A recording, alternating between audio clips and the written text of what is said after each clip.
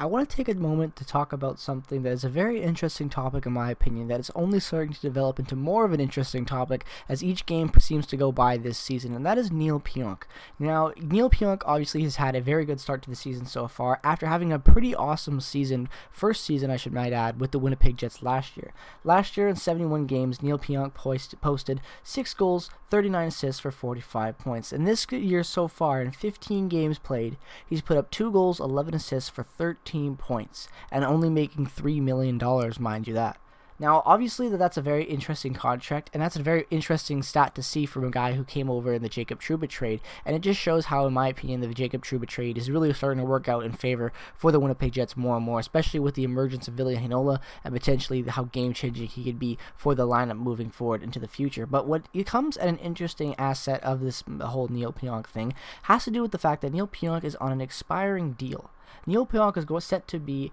an unrestricted free agent at the end of this year, and what makes that interesting is the fact that the Jets are going to need to give him a pay increase. Now, obviously, the fact that the Jets are going to give him a pay increase is going to be obvious because, in my opinion, I think the Jets need to keep this guy for the long term. I think Neal Pionk, he's an RFA, not going to be a UFA, but nonetheless, Neal Pionk is going to be a very important part of this club moving forward, and in my opinion, he's only gotten better to start this season within 15 games. Actually, 15 games so far this year.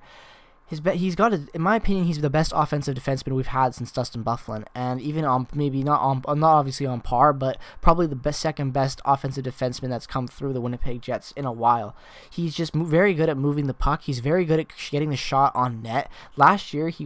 I don't know the exact stat, but he had a crazy amount of power play points due to the fact that he was just getting shots on net. He was producing at such a high rate when it came to getting shots on net. That's why he had 39 assists, because he was just putting the puck on net so much that he was getting a lot of lucky bounces, tips, deflections, and whatnot, and it created a lot of scoring opportunity for the Winnipeg Jets, and he's been able to carry that over this year as well. But not only carry over the fact that he's being able to get a lot of shots on net, but actually scoring a lot of different types of goals as well. His first goal of the season coming as a wraparound goal where he came in off the point from the blue line all the way around the crease and wrapped it in on a beautiful goal. And then tonight, his second goal coming against the Oilers as well, where he dropped a hammer shot that went top left side against Mike Smith. And his offense just looks really good, and in my opinion, he's only improving more and more. Now, where it gets interesting is the fact that, in my opinion, I think Neal Pionk, at a $3 million contract right now, could expect to get a raise up towards $5 to $5.5 million. I think that could be upward the fair of where he is and his value. I don't think Neal Pionk is a top pairing defenseman. I think he's a very solid, bona fide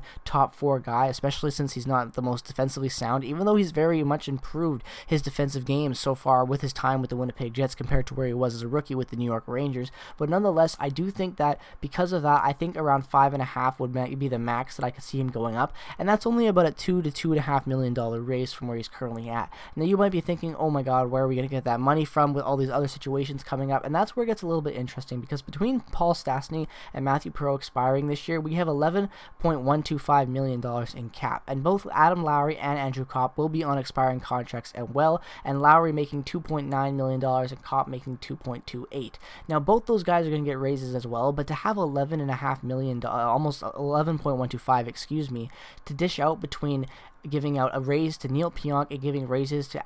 Lowry and Copp actually makes things better, because the Jets don't actually have to go out and spend, say, $7 million to bring in a brand new guy in free agency and replace all that 11 with one guy, for example, or a large chunk of that cap with signing one guy, but they can sprinkle it out throughout the lineup and bring back experienced guys who are familiar with the system, who have been successful in Winnipeg, example Adam Lowry and Andrew Copp as well. So that's where, in my opinion, having that $11 million is going to be very helpful with the Jets moving forward, not to mention the fact that Brian Little could also, after could retire and potentially be on LTIR for the rest of his career, because potentially, depending on how bad his injury actually is and whatnot. But nonetheless, when you look at that and take that into consideration, giving about $2 million to Neal Pionk and a raise, $2.5 million to Neal Pionk, and then giving out a little and having from that $9 million left to dish out between Lowry, Copp, and potentially Pierre-Luc Dubois after next season is a very good situation to be in my opinion, especially when you have Blake Wheeler, Mark Scheifele, Nikolai Ehlers, Kyle Connor, Josh Morrissey, Connor Hellebuck, and potentially Neal Pionk after this year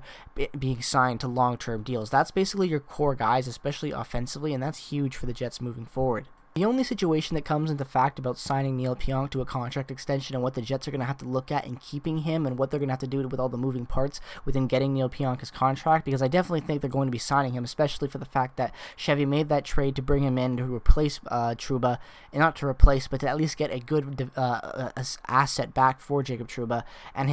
Neal Pionk has been that, if not more, so I would expect to see Cheveldayoff making a lot of efforts to keep Neal Pionk, but nonetheless, if Pionk wants to stay, I expect to see him get a big contract. And the big thing that, like I said, is going to come down to is the fact that Pierre-Luc Dubois is making $5 million right now. Now, depending on how he plays this season and going into next season and whatnot, it really depends on what type of money the Jets could be giving him. They could be looking at maybe another possible bridge year deal, something like that. We really don't know what the future holds with Pierre-Luc Dubois, but even then, if we're only giving Pierre-Luc Dubois a raise, the max I see him making is probably about $8 million to $8.5 million maximum. And that's what I think Pierre-Luc Dubois is valuable at as a player right now. I don't think he's much worth more than that. Maybe if you're going to have to go higher than that, $9 million being the absolute maximum you pay for a guy like Pierre-Luc Dubois, but we're still a year away from having to look at that. And let's be honest, Pierre-Luc Dubois has only played 2 games with the Winnipeg Jets so far after coming over in the trade, so we really have no idea how to assess what type of raise and what type of expectations we could have on Pierre-Luc Dubois only based off past play. And because of that, I definitely think it's going to be an important aspect, but definitely not something that's going to limit the abilities that the Jets have in signing Neal Pionk and keeping Lowry and Copp potentially this offseason. I really think that what it comes down to keep Neal Pionk signed for a long-term member as the Winnipeg Jets is going to be divvying up the money properly between Matthew Perreault and Paul Stastny expiring. In my opinion, Matthew Perreault shouldn't be brought back, even if he wants to come back. I don't think he should. I think he should be let go. And Paul Stastny as well, even though he could be beneficial, I think that money could be much better spent if we invest within our own guys and maybe bring in some supporting talent to help bolster the lineup in areas that might need be, that won't be so expensive, because I would much rather see the Jets keep Neal Pionk and, for example, keep Lowry and Copp and potentially get another guy who is more of a solid player making around $3 to $4 million